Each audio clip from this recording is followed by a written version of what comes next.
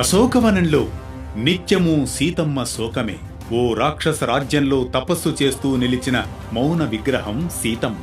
ఆమె కన్నీటి భూమిపై నడుస్తూ రాక్షసుల ముసుగుల్లో భయాల మధ్య నిరీక్షణ తాలూకు నిస్సహాయతలో ఒకరోజు నిశ్శబ్దాన్ని చీల్చే శబ్దం వినిపించింది. రామదూతను హనుమంతుడను.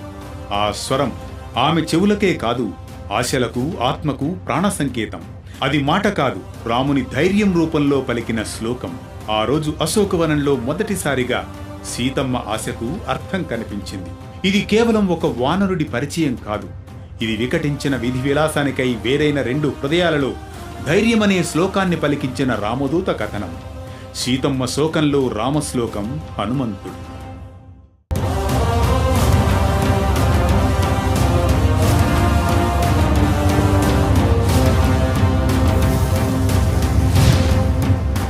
అనగనగా అది త్రేతాయుగం. శ్రీరామచంద్రుని సతి సీతమ్మ తల్లి రావణునిచే అపహరించబడి లంకానగరంలో రాక్షస కాంతల మధ్య బందీగా బాధలు పడుతున్న సంక్షోభ సమయం. మది నిండా పీడనలు, వేదనలు, ప్రాణత్యాగ భావనలు. త్రిజట స్వప్న వృత్తాంతంతో ఆశ చివురించినా తన చుట్టూ ఉన్న రాక్షస స్త్రీలను చూడగానే మది నిండా తీరని దిగులుతో నిరాశాపూరిత భావోద్వేగానికి లోనవుతుంది సీతమ్మ. రాముడు వచ్చి నన్ను రక్షించేలోగా రావణుడు నన్ను సంహరిస్తే, ఈ సందిగ్ధావస్థ పరిస్థితిలో ఓ భూమాత, నన్ను తిరిగి నీ ఒడిలోకి తీసుకో, ఈ హృదయంలోని వ్యధ భరింపలేకున్నాను అనుకుంటుంది. తన జీవితాన్ని అంతం చేసుకోదలచి సీతమ్మ తన శిరోజాలను బంధించి త్రాటిని విప్పి తన కంఠానికి గట్టిగా బిగించి ముడివేస్తుంది. దాని రెండవ కొనను అశోక వృక్ష శాఖకు కట్టివేస్తుంది. సరిగ్గా అదే సమయంలో సీతమ్మ మదిలో శుభ సంకేతాలు గోచరిస్తాయి. మదిలోని భావావేశాలు, ఆశా కిరణాల మధ్య సీతమ్మ ఊగిసలాడుతున్న తరుణంలో ససింసుపా మూలగతాం విషణ్ణాం శోకాభిపన్నాం దుఃఖితాం ప్రమత్తాం అశోకవనికాం మధ్యే దుఃఖార్తాం దుఃఖితావనాం.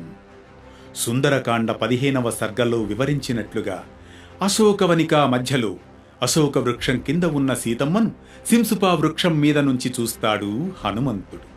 అంతసేపు హనుమంతుడు నక్కి ఉండి సీతమ్మ మాటలను, రాక్షస స్త్రీల పీడనలను వింటూనే ఆ సమయంలో సీతమ్మ భయాలను ముందుగా నివృత్తి చేసేలా సంభాషించాలి, తన రాముని ఆనవాలను సీతమ్మకు చూపి ఆశాభావాన్ని, తనపై నమ్మకం కలిగేలా సున్నితంగా వ్యవహరించాలని సీతమ్మ శోకంలో రామశ్లోకంతో ఇలా తన మనుగడను ముందుగా తెలియజేస్తాడు రామదూత. కాపలాగా ఉన్న రాక్షస స్త్రీలు అశ్రద్ధగా ఉన్న సమయంలో అదను చూసి సీతమ్మను కలుసుకుంటాడు. సంస్కృతంలో సంభాషిస్తే ఆమెకు తనపై గురి కలుగుతుందని భావిస్తాడు. అదే సమయంలో బ్రాహ్మణుని వలె మాట్లాడినచో తనను భిక్షుక వేషంలో ఉన్న రావణునిగా భావించవచ్చునని తలుస్తాడు. అదే సమయంలో తన మహాకాయంతో పలకరిస్తే అందరూ భీతి చెంది సైనికులు తనను బందీని చేయవచ్చు. ఇలా కాగల కార్యం చెడిపోవచ్చు.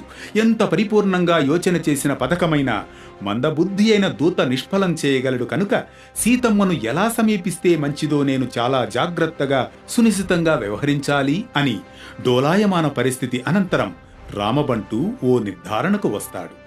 సీతమ్మ విశ్వాసం చూరగునేందుకు నేను ముందుగా శ్రీరాముని స్తుతించడమే ఉత్తమం, ఆ పైన రామ సందేశం అందిస్తాను అని హనుమ దృఢంగా నిశ్చయించుకుంటాడు.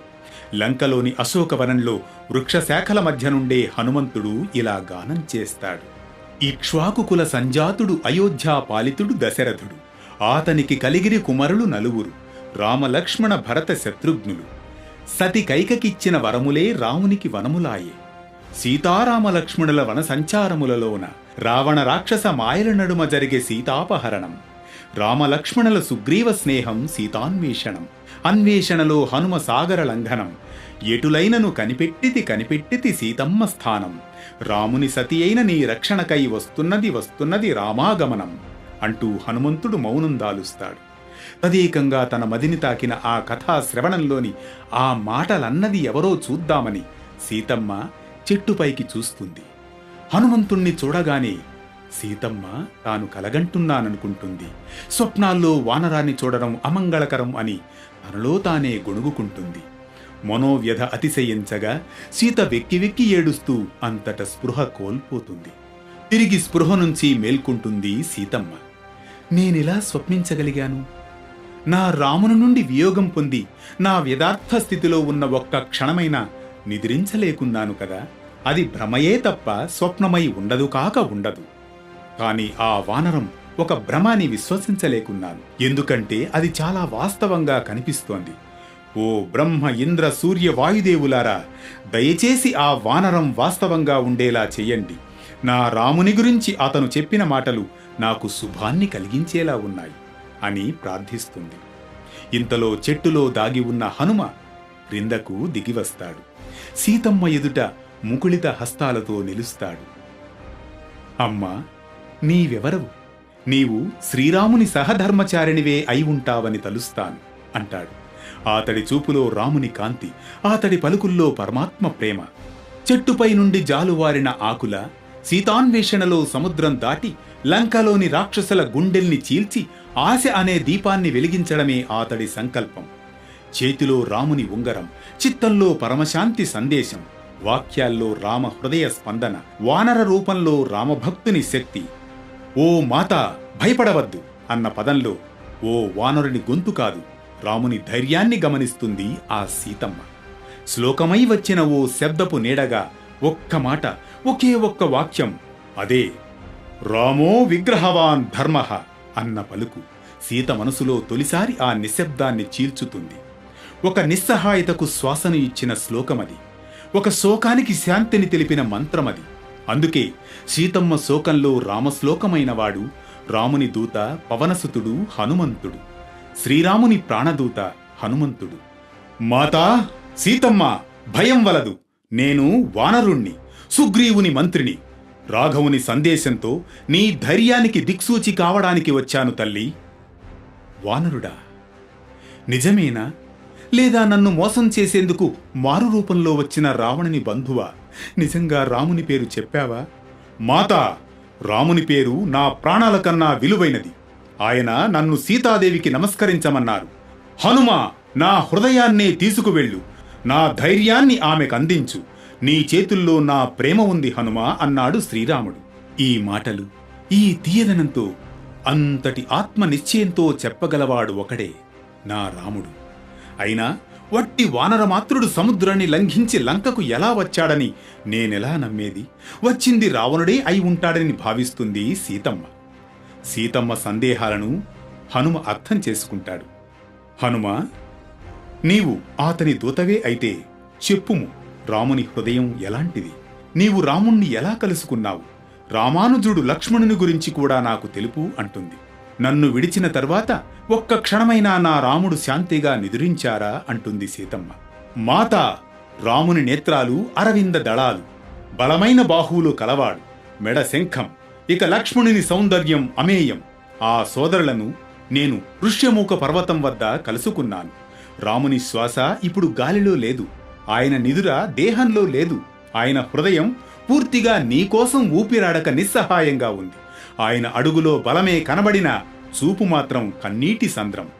అయోధ్య విడిచి అరణ్యం ప్రవేశించినవాడు ఇప్పుడు నీకోసం లంక ద్వారాలు చీల్చేందుకు సిద్ధంగా ఉన్నాడు. నేను వానరుల్లో కేసరినందనుడను అని హనుమ అనగానే సీతమ్మ తన రాముడు పంపిన దూత అని నమ్ముతుంది.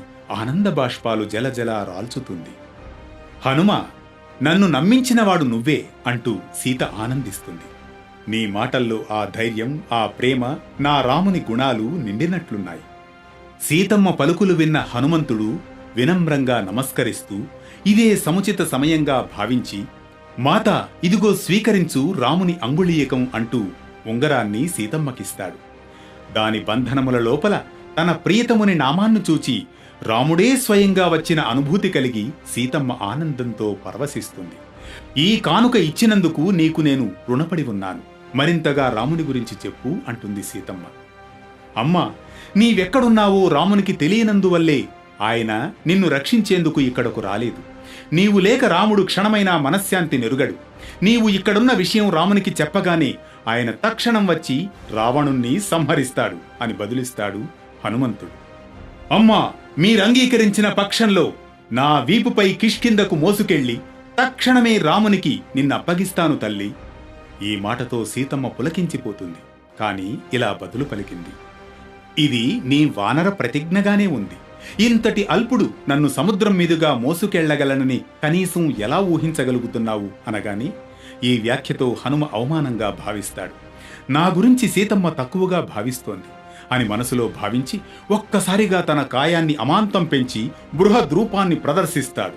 తల్లి, నీ ఆశీర్వాదంతో లంకను అమాంతం పెకలించి రావణునితో సహా రాముని వద్దకు మోసుకుపోయి అప్పగించగలను. అందువల్ల దయచేసి నా గురించి మీకున్న సందేహాలను విడువమ్మా అని విన్నవిస్తాడు. అందుకు సీతమ్మ, నీవు నిశ్చయంగా నన్ను సముద్రం మీదుగా మోసుకుపోగలిగినంత బలశాలివే. కాని నేను సాగర జలాల్లో సొమ్మసిల్లి పడిపోతేను అప్పుడు నా గతి ఏమిటి? ఒకవేళ నీవు రాక్షసుల దాడిలో నిమగ్నమై సంహరించినా రాముని కీర్తి తరగడమే కదా. ఓ హనుమంతా, నేను సంపూర్ణంగా నా పతిదేవునికే అంకితురాలిని. నేను రాముని తప్ప ఇతర దేహాలను స్పృశించను.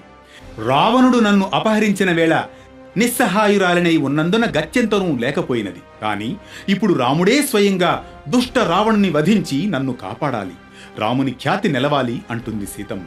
అప్పుడు హనుమంతుడు, అమ్మ, పతివ్రతా శిరోమణివి, రాముని ధర్మపత్నివి కనుకనే నీ దివ్య పలుకులు అమృతతుల్యములైనవి. నేనిక వెళ్ళి వస్తాను.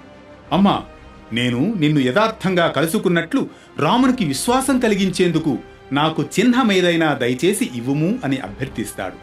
అప్పుడు సీతమ్మ అశ్రుపూరిత నేత్రాలతో ఇలా పలుకుతుంది.